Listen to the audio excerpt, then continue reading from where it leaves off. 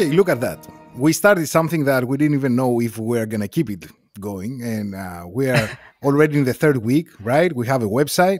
When we're building it, as we're talking, we're in Apple Podcasts. And by the way, if you like listening your podcasts in Apple Podcasts and you listen to us right now, go ahead, subscribe, and leave us a rating. Oh, yes. 5 stars. Five stars rating. We have a YouTube channel. And this is finally the day that we were expecting from the beginning, a day that we finally have our first guest, who Chris and me, we don't even know who that is. So, Tausif, what's up, man?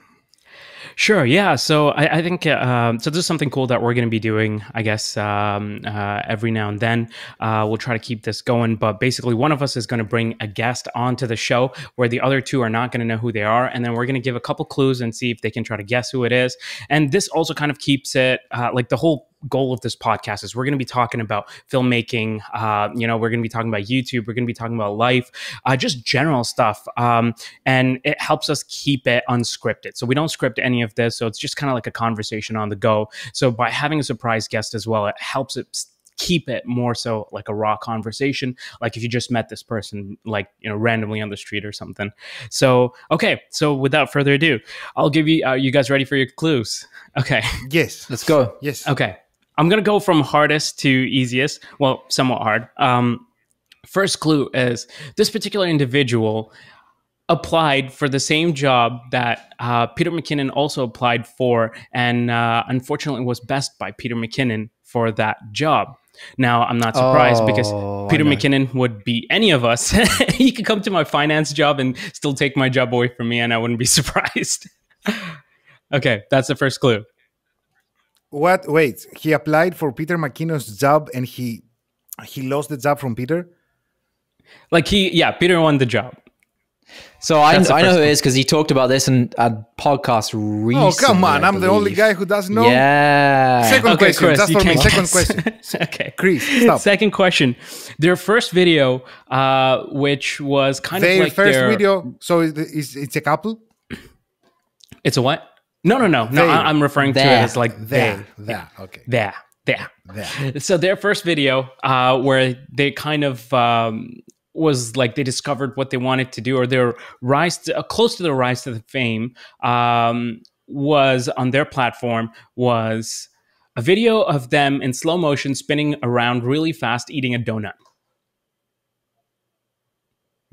Okay. I'll make it a little bit easier. He's extremely good at one wheel, loves skateboarding. What the Okay. Do we have Jesse in the house? Huh? Is that your guess? You got it.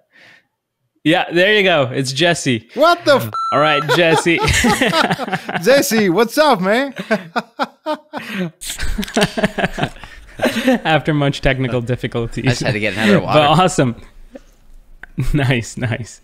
But yeah, no, Jesse, thank you so much for joining us today. Really appreciate you coming down. I know we wasted a whole bunch of your time with some of these technical difficulties. We laughed our way through it. Thank you so much for joining us. Really appreciate it. You are the first guest on this podcast, so that's kind of exciting. But also, apparently, according to Twitter, you've been making your rounds on podcasts. I've seen, apparently, you've been on a lot of podcasts. Yeah, my wife this morning was asking me, she's, "You're doing another podcast?" I was like, "I know, it feels like I'm on a book tour, like I have something to promote, but I do not. There's nothing special going on." Yeah, no, but that's awesome. And I think it goes back to what you were saying, right? It's just kind of nice to actually chat with people and not just be like, like filming all the time or like in your studio or at home. It's nice to connect with a whole bunch of people, and there's a lot that we can all benefit from each other. So that's kind of cool. Mm-hmm, absolutely. Yeah. So, okay. Well, to start off, how was camping? Apparently you went camping last week after, is that your first outing after like COVID? Yeah, it was, no, I did a lot of camping actually in the summer. But at the beginning of this winter, a good friend of mine in the city here, we just kind of decided, we'll just implode if we don't do things this winter. But what can you do? And so mostly what we've been doing is him and I, and sometimes other people, will just do a late night walk. So we'll leave our houses after the kids are gone to sleep, And regardless of the weather, we'll just layer up like crazy, you know, snow pants, 3 pairs of long johns, and just walk until 3 a.m. just to feel like COVID's not real. We're choosing our lives. And then another friend of ours brought it up that he takes people on Algonquin camping tours, and that if we ever wanted, he could take us, you know, backcountry camping. I was like, yeah, definitely. And because we all said yes in that moment, they all planned a camping trip, and I forgot about it until the week of, and they were like, all right, we're all good to go on Thursday or Wednesday or whatever it was. And I was like, I should tell my wife about this. Thankfully we didn't have anything going on. But it was wild. It took us about 4 hours to hike. I mean, it took us 4 hours to drive out there and then another 4 hours to hike in between knee and waist deep snow at some points, from the actual parking lot out to our camping site. We got there in the dark. It was freezing cold, but it was so much fun. It was just an absolute blast.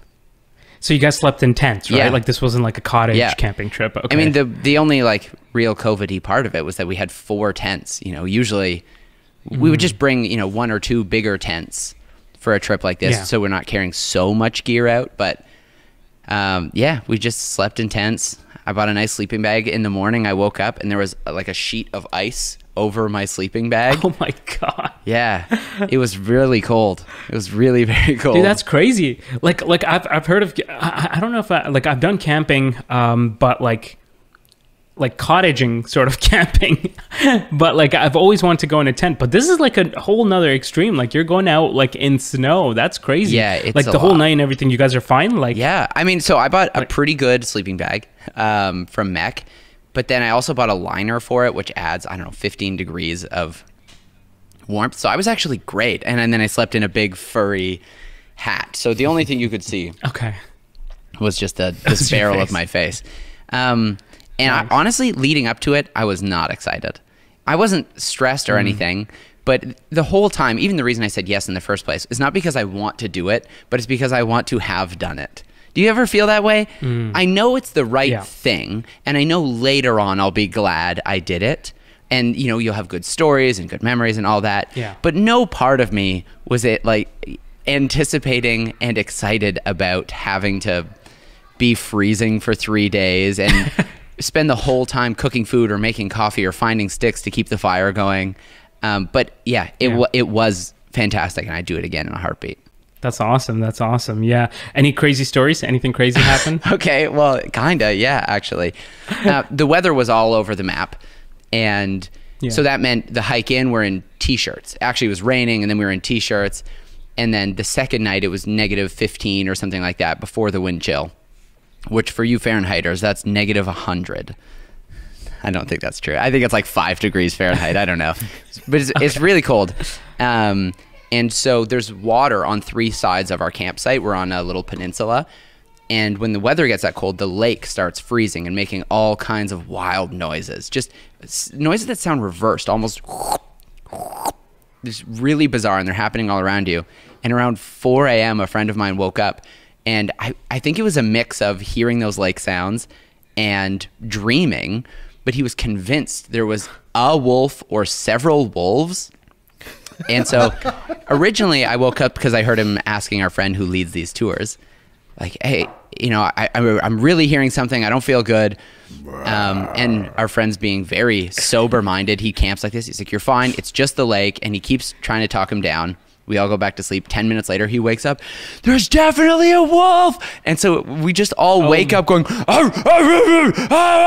just trying to make as much noise as humanly possible to scare off what didn't even exist. There was no animal there.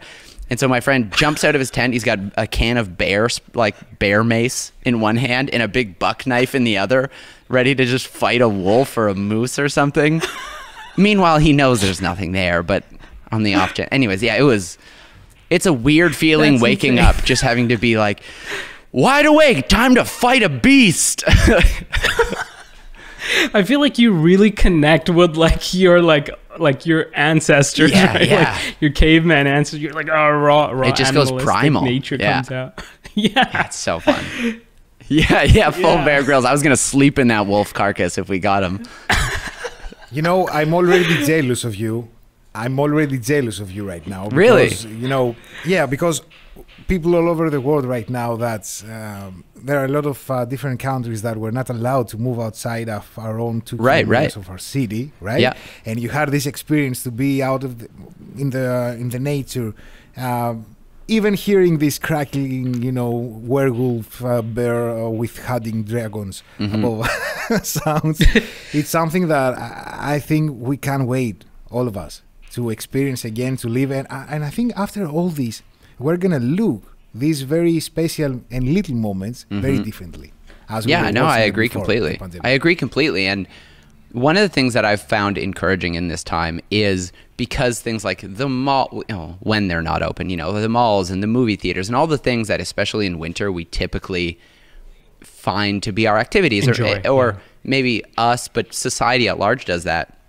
When you do go out on a nice walk or a hike or you hit a trail, there's a surprising amount of people. And at least around here, it hasn't been an unsafe amount of people, but it's been very encouraging to me seeing families with teenage kids out on evening walks together, because what else are you going to do? And I hope that on the other side of this, we maintain some of these rhythms, maybe more working from home from some people, but definitely more time spent outdoors and not just,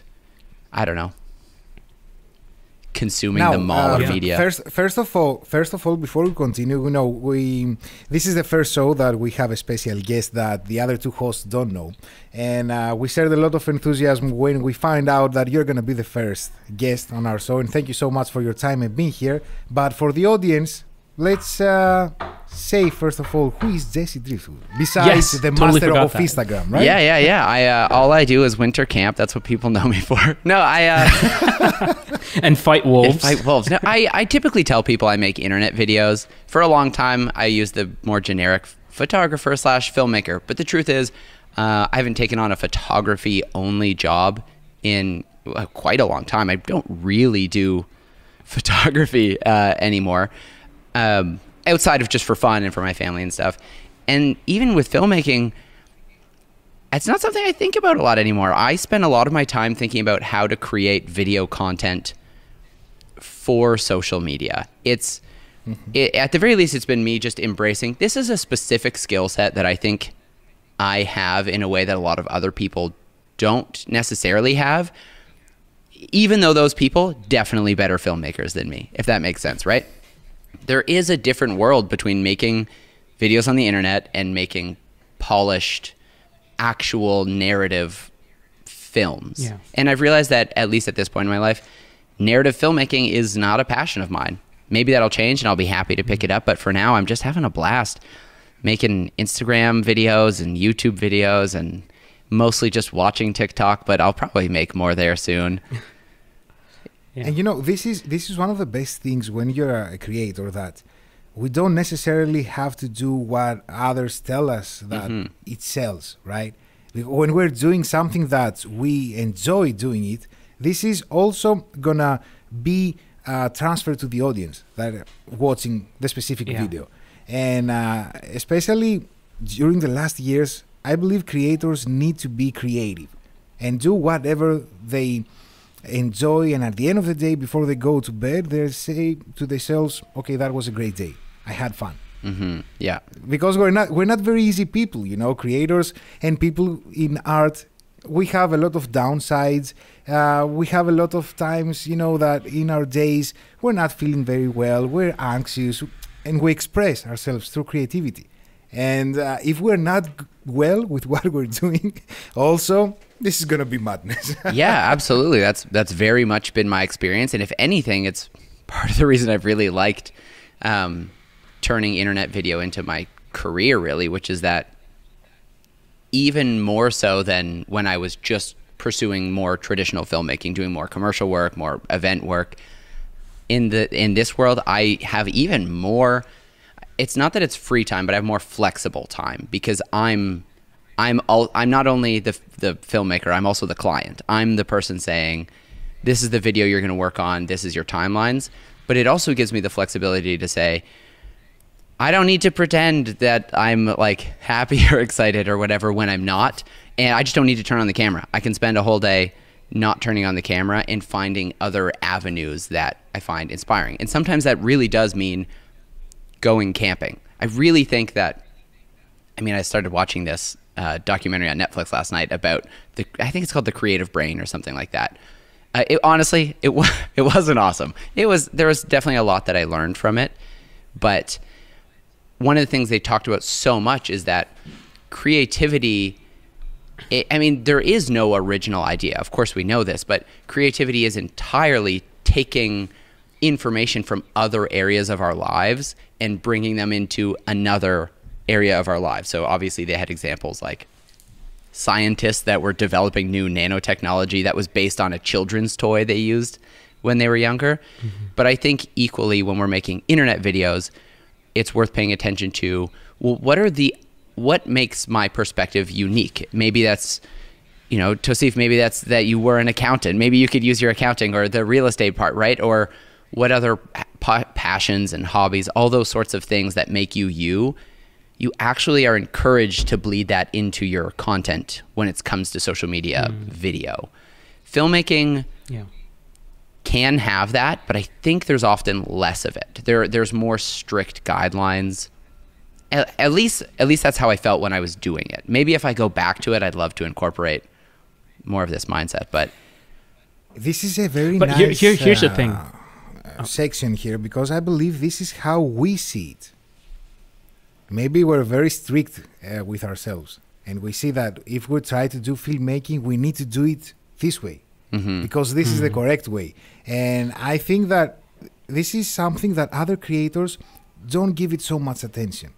And we see narrative films or documentaries or videos that this is what they love to do, right? So they're doing it more freely, more with no guidelines, with you have to do this or you have to do that. Yeah, no, I get it. And I guess on the flip side of it, right, and something that I've personally also kind of been struggling with, and I know, Jesse, you have some of this stuff going on too, but like with like COVID and like the family, the family at home, plus the construction, like I've been having renovations at my home for the past 8 months, and it's been absolutely driving me nuts because I'm subcontracting everything out, having to handle all of that. And then on top of that, just general life stuff. And then the thing is, when you are making content for yourself and not working for like if I'm working my accounting job, I could just like, when I'm not feeling it, it doesn't matter. I just got to go and just do some mindless work or whatever and come back. But when I'm making content for myself, then it's like, I have to be enthusiastic about it. I have to be happy about making it. And I struggle sometimes getting into that mindset, and it's like, I don't want to force it either. Like, how do you deal with stuff like that? Right. Yeah. As a general rule, I just really try not to force it. And what I actually think there's an added, I don't want to say sadness, there's an added frustration with keeping that as your mindset because there are just some days where you have a deadline coming up, right? Maybe for me in particular, I've got a brand integration in a YouTube video due at the end of the month, and I have to have a video done. So there are just some days where if you are not feeling good, if I'm in the same reno boat. So if the renovations aren't going well and I'm stressed, I generally just don't put myself on camera for those days.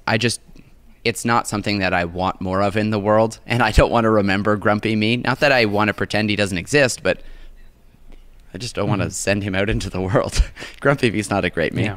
Yeah. So usually on days like that, I'll try and find other aspects of the video that I can work on. So sometimes that's just searching for music or writing scripts or just distraction or going camping. But we are, lucky and unlucky that in this job of making internet video, we're the whole production team, right? We're the talent, we're the filmmakers, we're the editors, so usually what I find is that the days where I feel least capable of doing things, the one thing that I can't do is be on camera, but I probably can work on an edit, even if that's just tinkering with sound design, or if that's, working on a color grade, or even just starting writing a script for another video. There are still things that you can do, and that's generally where I'll push myself. Do you find yourself, like you put a lot of pressure on yourself, like for an average day? Like, do you have to feel like you've done a certain amount of work? But like I've just started coming into this full time myself, so for me, every day is like I've got to do this much work, and so often I just don't do it. So I'm always interested to hear other people's perspectives. Like, how often do you feel like you had an unproductive day? 5 days a week. Okay, good. And I don't say that. Yeah, no, and I don't even say that from a. Jesse's my guy. Jesse, are you Greek? Are you Greek? No, I'm not. I'm not Greek. No, He should be. No, I I don't. brand integration. Let's start one day before. I have done that. Yeah, I don't put a ton of pressure on myself to get a lot done in the day, and that's only from the fact that I've been a self-employed freelance videographer for over 10 years now. And in the first, let's even say 6 or 7 years, I did feel more like that. I did feel more pressure to get certain things done in a day, until I realized that, hey, you bozo, you can't do nearly as much as you think you can in a day. So I'm really good at, biting off more than I can chew, and just saying, you know, today I can definitely film this unboxing sequence, this talking head sequence, I can probably work on, you know, and they logically make sense.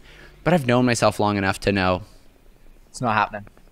It's not happening, you know? Whatever happens. Like, and it's strange We're going to because start and we'll see. Yeah, I'm not trying to encourage myself to do less, right? But it's more about giving yourself grace to just know, hey, you think you are more than you actually are. You think you're more capable or more talented or more focused than you actually are. And coming into that self-awareness of learning, hey, you're actually very easily distracted. You're very, you know, you get slowed down by details a lot more than you'd like to admit, is helpful. Now, I also think it's helpful because you learn things that you should work on, right? I don't want it to just be, I'm just lazy. I don't do enough. They are things that I use them as markers to change going forward, but also I'm not going to beat myself up on it. You know, I'm 31 now.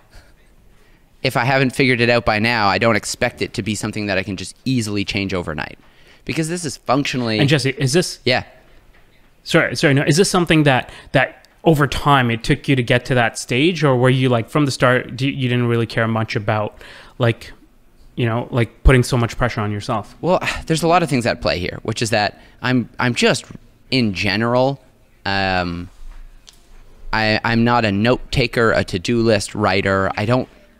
I don't think about details or schedules or calendars. It is just not my skill set. It's a thing I need to work on, but it is not my skill set. So I've always defaulted more towards just naturally giving myself grace on those things, because it's not surprising to me that I didn't finish everything on the days when I do try and make a list of what to do. It's not surprising if I don't nail all those off. So yeah, I don't get too worked up on it, but what I will tell you is when I am in the crunch time, when the deadline is coming up, I am a stressed monster of a man. Like, it gets to the point where almost in the like 24 hours leading up to a video coming out, my mindset is almost exclusively like, this is stupid, I can't do it. Why do I make videos? It's a really just downward spiral of you need to find a new career, because every time you make a video you get here and it stresses out. So what I need to work on is, let's say, I mean, we're just using a month as an example. Let's say it takes 30 days to make a video. That's not true. But if I spend 2 of those days in mega stressed, you know, self-deprecating, spiraling thoughts, the other 28 days, I'm like just cruising, you know? So when I look at it that way, it's kind of helpful to know that, yeah, sure, sometimes like I do stress a lot. I really do. I'll frantically message my wife and be like, it's not possible and I don't know what to do. And she's really good at walking me through that, because she's like, oh, really? Is this the first time you've said this to me and then been wrong? Why wives are always this way? Yeah, why are they so smart? Why? Let me be the smart one in the relationship someday. So yeah. But I gotta say, Jesse, for somebody who you mentioned you're not too crazy about the business acumen and like note taking and all of that stuff.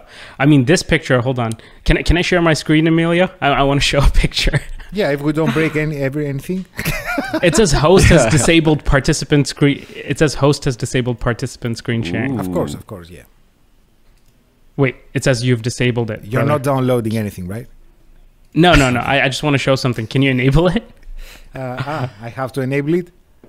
Yes. Yes, of course. Wait. How am I going to do that? I'm excited to see what this mystery picture is. Okay. How do I enable that? Okay, hold on. Let me just see if I can point my camera at it. Or just show it on your phone. Okay. Share screen. Okay. Multiple okay, actually, you know what? I'm going to pull it up on my phone. Hold on. Let me... Multiple. Oh, done? Okay. Okay. Jesse, man, this picture says a lot about your professionalism, though. Damn, I think that's like the first time ever I've seen you in like a shirt and tie and like all Yo, like first of you're all, like all out here, man. It's funny. I didn't know that website still existed. I'm definitely paying for that. Oh no! So that probably says more about my business and ability. I'm paying for a website for a business I haven't used in years. Yeah, well, I mean, when I was shooting weddings, That's funny. This is funny actually. When I was shooting weddings, you naturally have to dress up a little bit. But same thing. Every morning, like right before, I'm like, I don't have nice clothes. Why do I do this? And so I'd spend the week leading up to the wedding feeling like confident, prepared, no need to stress. And then the hour getting ready in the morning, be like, are the batteries charged? What is it? And I would just lose my, and then it always worked out well.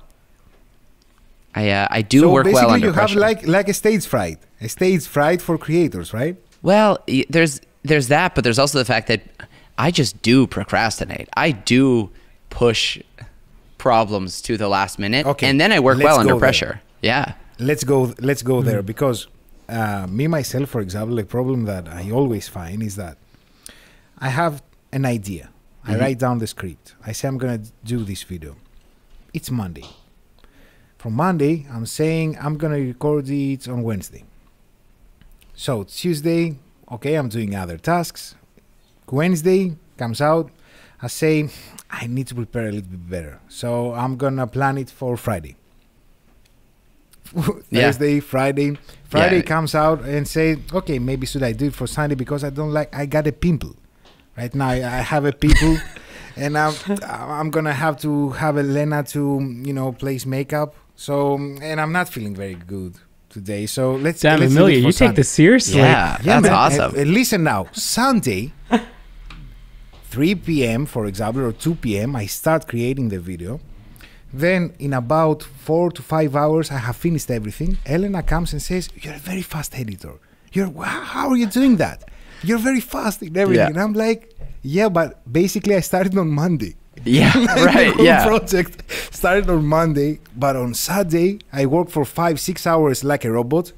Nobody interrupts me, no phone calls, no mobile, no anything.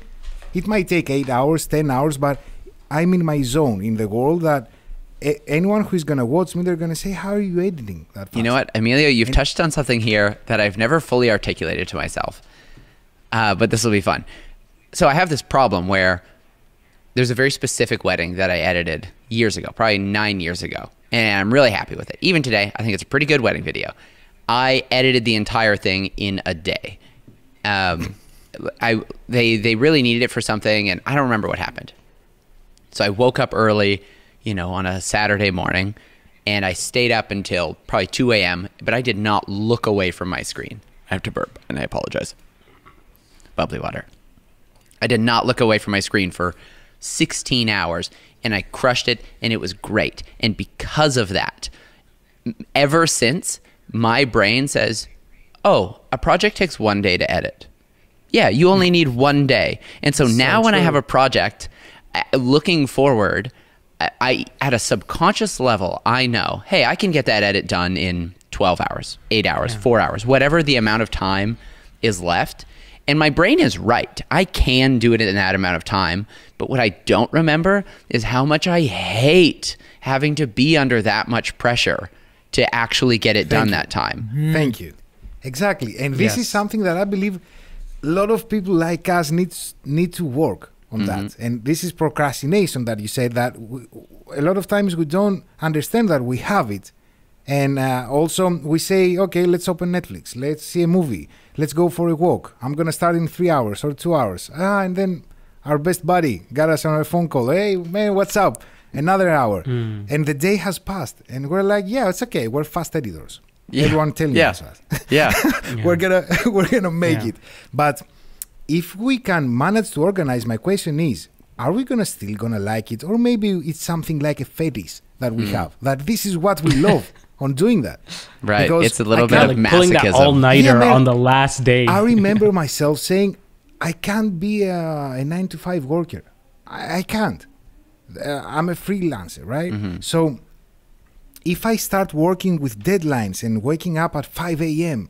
so I can have everything ready until the noon, and then sleep very early and don't drink a beer or don't watch a movie for over late. I don't have kids, by the way. I'm the only guy, so I can still stay awake at the night. But I think this is not going to be me. And that's what I love about creativity, that we are blessed to be ourselves, to work in our own terms. If someone accept our terms, okay, let's do it. If someone doesn't, okay, we're going to find someone else. You know what I mean? Like, this is how we live. It's almost a blessing and a curse in that the blessing is you get to do whatever you want, but the curse is that Totally. you also get to do whatever you want, and that is to do nothing sometimes, right? Yeah. Yeah.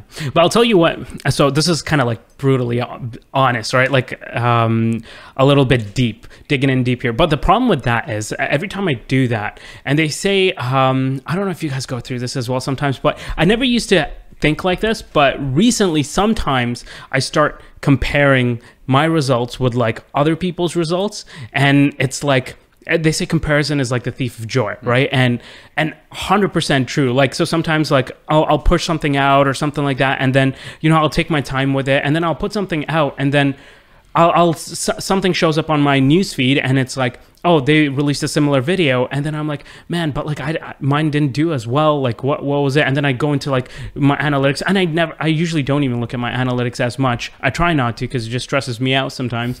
But like I feel like that negative side of it, like, and then I start putting pressure on myself. It's like, oh, like you weren't serious the whole week. You just stayed up Friday night and did a whole all-nighter. So, I mean, you deserve this, right? Like, and it's like, man, like you just beat up on yourself, right? I don't know if you guys, like, do you guys do that as well? Yeah. Yeah. I found a big thing that Okay, so helps it's not just recently me. is just That's to good. not watch other stuff. Like, don't look at other yeah. people's content. Like there's a couple of videos I'm making right now where I know other people have made it, and I don't even want to go and try searching because I just won't want to make mine then. Also, this is something for people who make tutorials, because when you're trying to make tutorials, it's internet. Like, everything is out That's there. true, yeah. So if you start watching tutorials, you're gonna get into the whole like, but this guy told this, so, or this educator said that, so how am I gonna make it different? Just be yourself. Yeah. And also, please, guys, my friends in Canada, enjoy your lives. Like, Tausif, how much I loved when you said a message like, sorry guys, I was on a date night with my wife, and I was like, yes. He didn't answer to us, but he enjoyed his night. No, I'm with you there fully. I mean, comparison, definitely. This is an interesting thing. Like, I've seen all of your videos for at least a couple years now.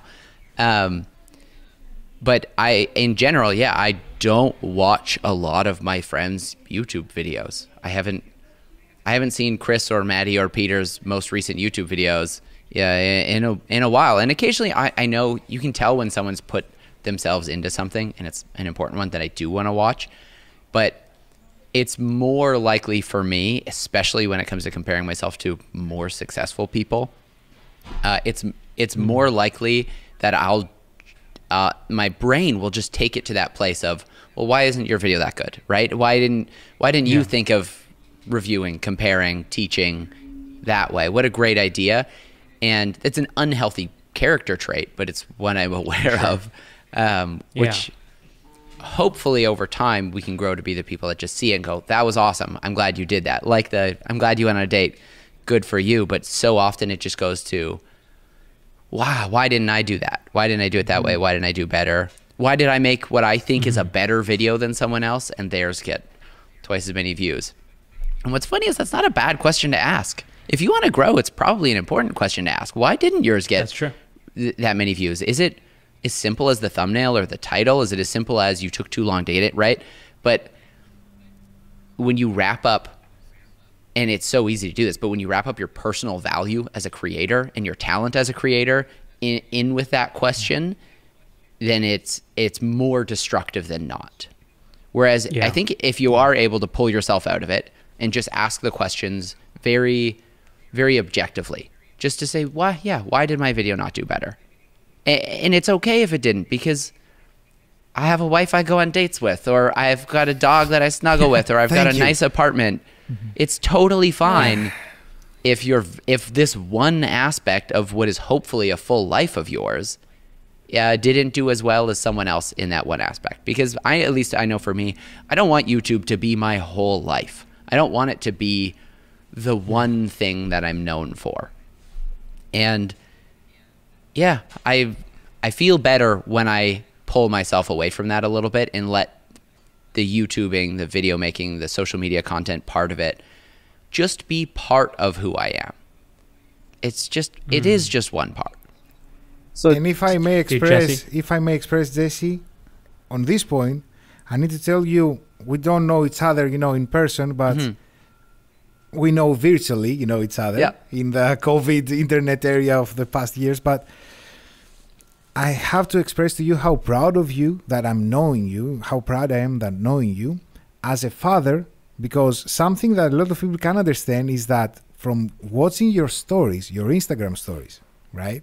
That you showcased how are you as a father with your children. That not a lot of people, share their life with their wives or their children on every day.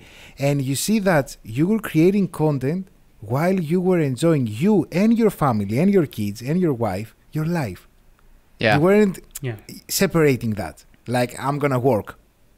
And I'm so proud of you. Even Maddie made that little documentary-ish thing about me called, what is it, Being Jesse Driftwood? I can't remember. But in that, I remember talking to him about, he asked me, how do you feel about sharing your family life online? Because that's a thing a lot of people feel differently about. Maddie's done quite a lot of it. Pete's been very, very, very vocal that that's not something he wants. He doesn't want to do that. This is just his creation side. And what I had basically said is, at that stage, I'm okay with doing it. As they get older, and if they start saying, hey, I don't want you to film, then I don't film, right? It's your life. Because when they're younger and I pull out a camera and I'm still looking them in the eyes, they don't even know what it is, right? And so I'm still able to actually have an authentic interaction with my kids without there being some kind of, I do have a camera, right? Some kind of barrier in front of me. Whereas when I was doing vertical video, I might hold it one hand down at my side and just be very casual about the filming. But no, now my kids have gotten older and they have expressed many times. I'll go on a hike with my daughter and I'll say, should I bring a camera? I'm going to pull up my notes really quick because I meant to put this as my Instagram story thing, but she said something to me. It was so nice. She said, like, not everything is about film. Oh man, I make way too many notes these days. That's the thing I've been trying to get better at. Anyways, the point is, she said something like, not everything's about filming it. Sometimes you just need to experience it. And I was like, get out of here, 4-year-old. Don't be. Wow. Okay. That's smart. And that was really the moment for me where I was like, okay, you've graduated to a level of consciousness where you're aware of what I'm doing while I'm with you. And I want to respect that and I want to be good to that. And there even are times now where my daughter asks to make videos. And same thing. I want to say, like, okay. She asked me if she could start a YouTube channel, and I don't want her to right now. Just no. Yeah. But I realized, I was like, you know what? We could make videos together, full videos together, and just send them to my parents and just send them to my sister in Australia. And that would actually be just as, if not more fun, because it's only the fun process. and none of the boring analytic thumbnail titling. Yeah. And I think honestly that's some of the stuff that actually inspired a lot of you guys. Like Jesse, your mother was a photographer, right? Yeah, exactly. Yeah. So I think if nothing else, I'm sure as we make some of these videos, she'll be happy as a teenager, maybe not a teenager, but an adult to look back on those. What a silly videos that I made with my dad. And who knows if she wants to ever share them when she's older, sure. But yeah, that's just kind of where we're at right now. I do less family stuff because my family wants me to do less family stuff. And that's totally cool. Yeah. And that's going to skyrocket you. So speaking of that, less family stuff. What do you have in the making? What do you have in the making as for the YouTube channel? Instagram stories, are we going to see them returning to full speed soon or not? TikTok? I've got no plans on doing daily anytime soon unless I plan a month where I say I have no brand integrations, I have no commercial projects, I have nothing where there's a client that needs something from me. Only then would I say maybe I'll see about doing a full month where I do 6 a week. I still take a day off or something like that, because I can do an Instagram story front to back in a couple hours. And I mean, I'm sure I could do it shorter, but to make one where I feel like, yeah, that's something I'm happy with, something that I would put on my social media channel that has, I don't know what, a bit of an expectation from the audience. It's not just, whatever it is. So I could do that, but I've had a really hard time now that I also do YouTube videos and I'm working with more brands. I have a hard time thinking about more than one project at a time. So when I have a YouTube video with a brand deal, if I need to work on that, I do not know how to make an Instagram story at the same time or film. I've done it a couple times, but it is so hard for me to think about 2 different projects at once.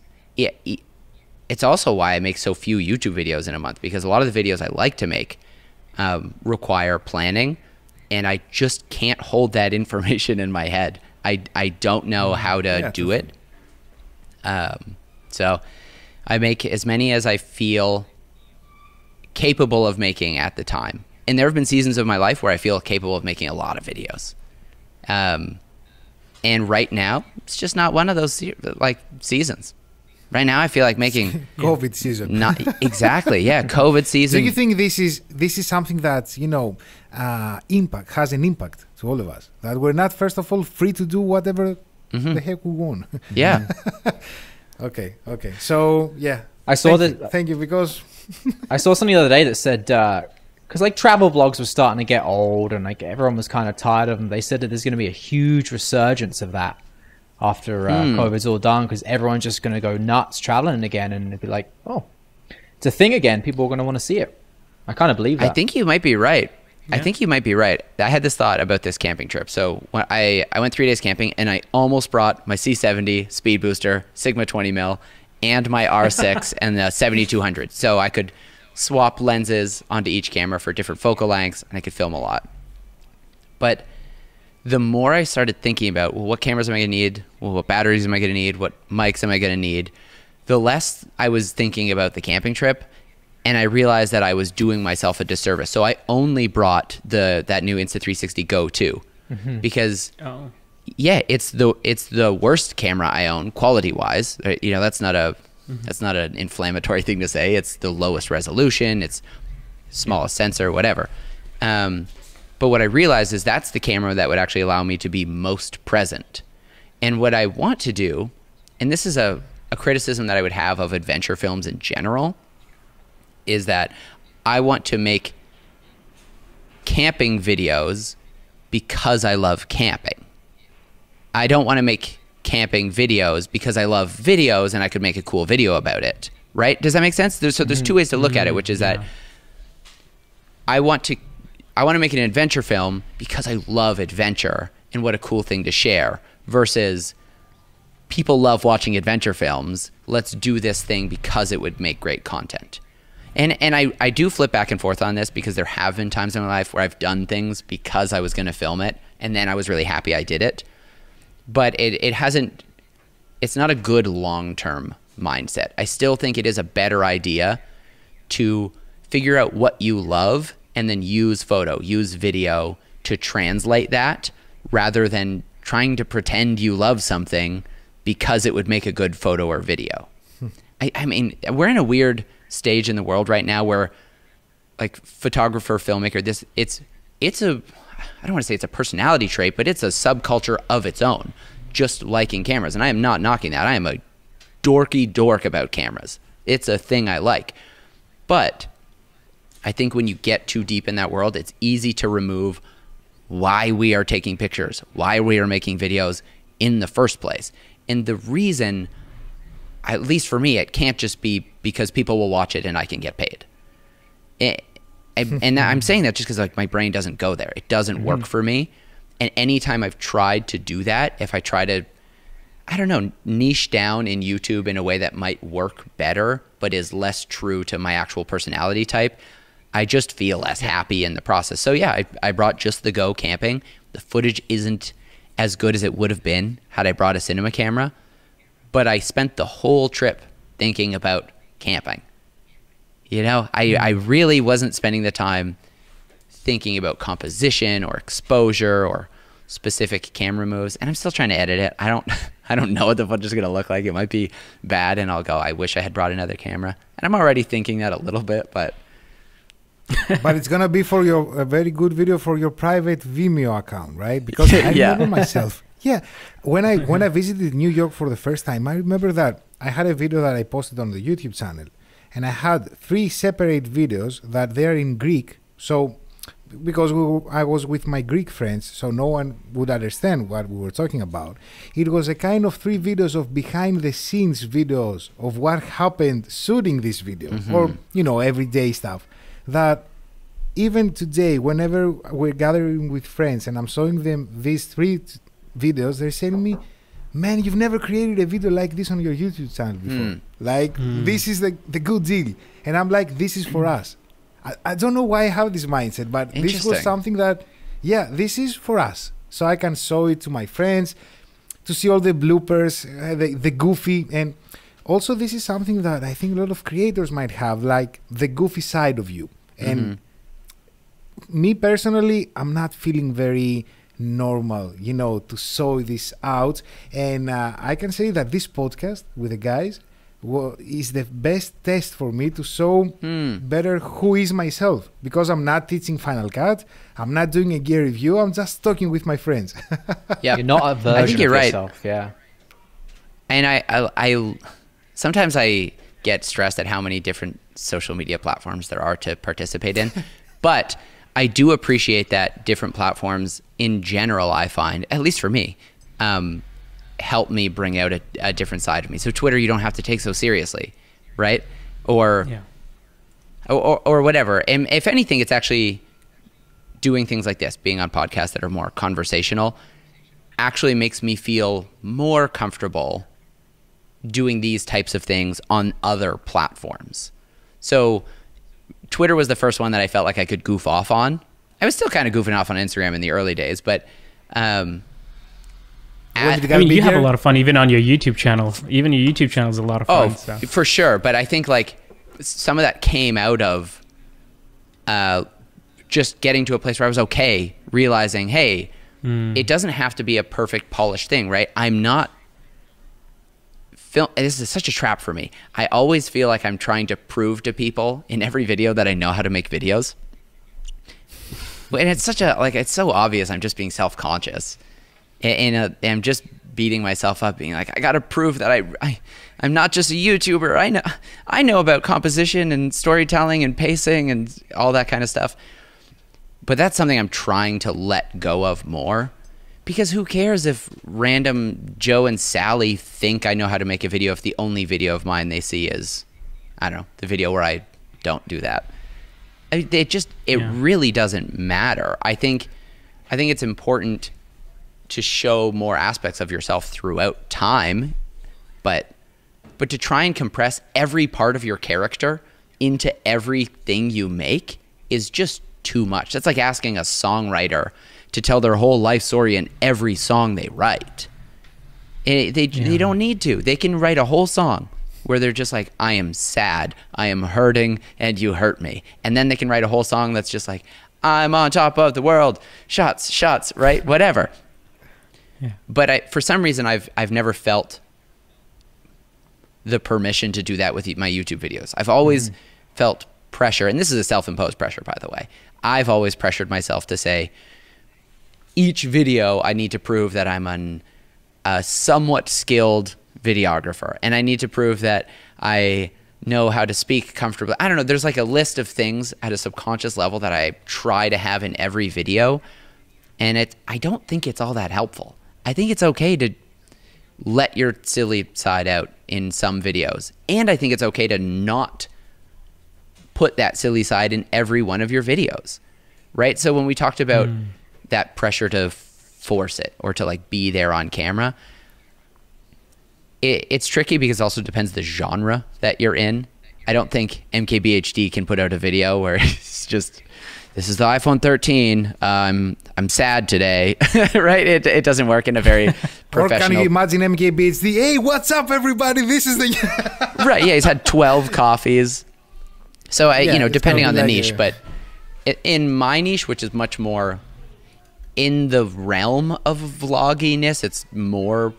I think my channel is more personality based than it is technically based in general.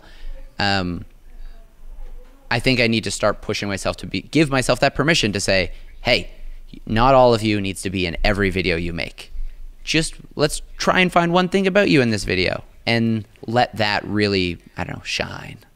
Almost like that's a really interesting thing that you brought up, Jesse, and especially that analogy that you made to like the songwriters and like the music. I think that was on point. And I like, even with myself, when I'm making a video, I'm not thinking about like you know, like the few thousands of other people that are watching, and I'm thinking about like those 30 people on Twitter and what they're gonna say when I put this video out, right? But there's like thousands of other people that are just watching it for other reasons. But then I'm like, man, what are those like 2 or 3 people that on Twitter are gonna say? Or like, you know, so I guess it's really, you know, putting things into there's perspective. this fear that you're gonna one day get that comment on Twitter or on your YouTube video. Someone's like, I've been watching you for years, but things have gone downhill. You know, like those are the ones that hurt for some reason.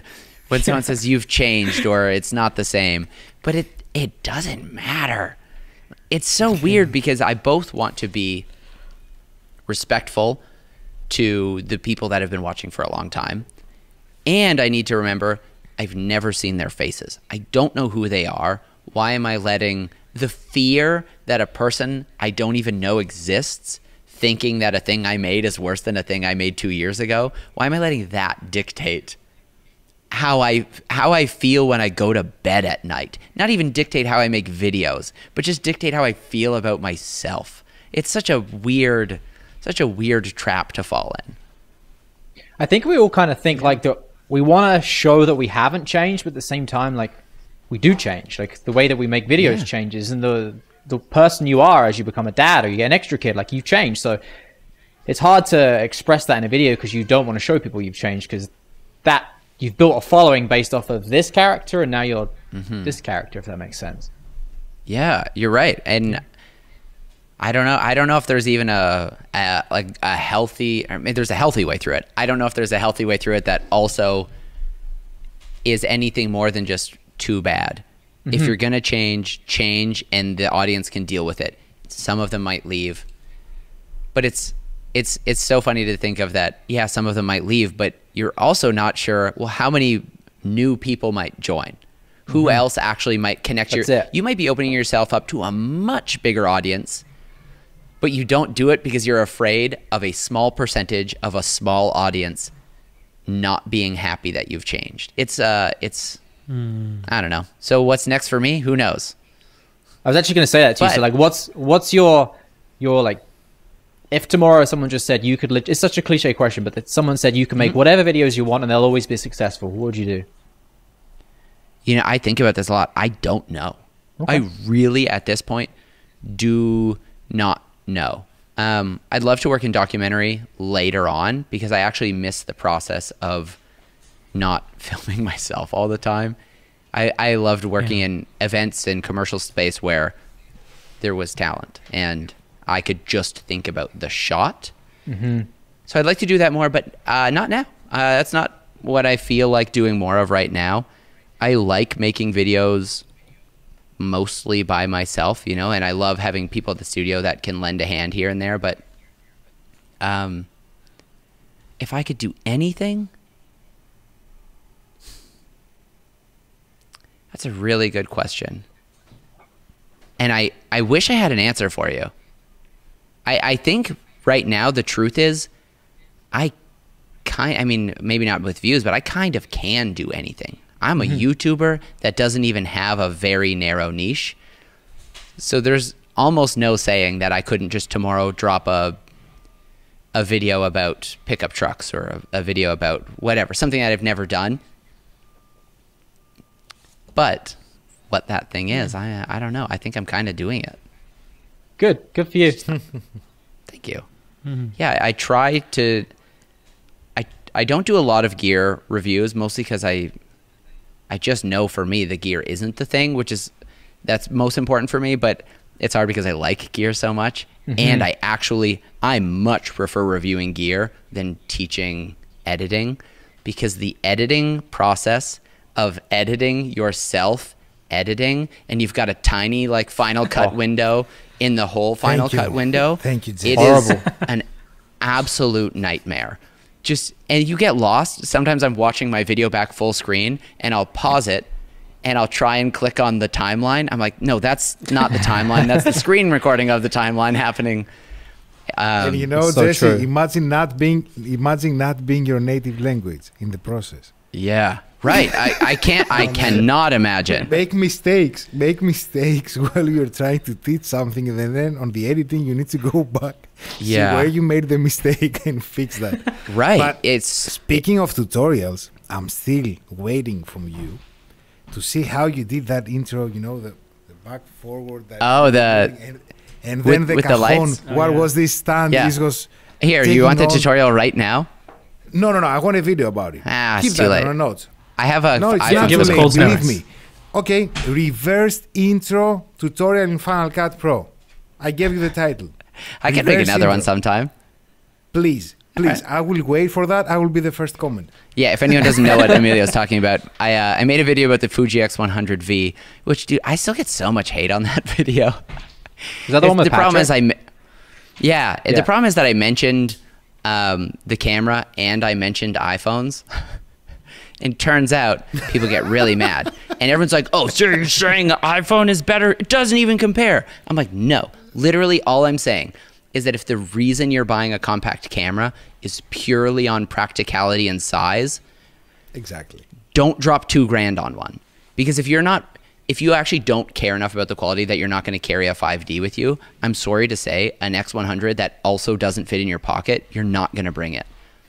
Or I mean, that's my experience in general, is I've bought small cameras telling myself I'll bring it, and I don't bring it more often than my big cameras. I'll still bring my big cameras. If I want to shoot something, I'll do it. Anyways, but the intro to that video is basically me. How many hours? To shoot the intro? Yeah. Well, the problem was I shot it all in RAW, and there's about like 16 layers of C200 RAW on top of itself, plus multiple layers of adjustment layers for zooming. I also had to denoise all of it because we shot it in a dark area. And the denoising is the real just computer killer. So I could not play it back in real time. I also didn't make proxies because I'm a bozo. But yeah, so the intro is just me walking into frame while a couple lights raise up around me, and right as I go to sit down, an Apple box slides in and scoots itself under my butt. And then I hold up the camera and I'm like, this is the X100V. I think it's a pretty cool intro. And I want to do more intros like that. But the hardest thing is that's not an intro I can pull off alone. That really comes down to the fact that I have helping hands here at the studio that were also working late that night that I could pull from. So now in COVID times, it's a heck of a lot harder to do things like that because we're not all working at the studio anymore, and we can't all just collaborate or share ideas or pass cameras around, that kind of stuff.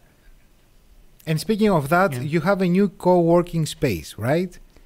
Yes. You have created just before COVID, if I remember correctly. Yeah, So if you can please say for the audience a little bit more information about that. Yeah, the studio we have right now is in an old cotton factory, but the cotton factory's been restored, so there's just offices and studios and whatnot all over the building.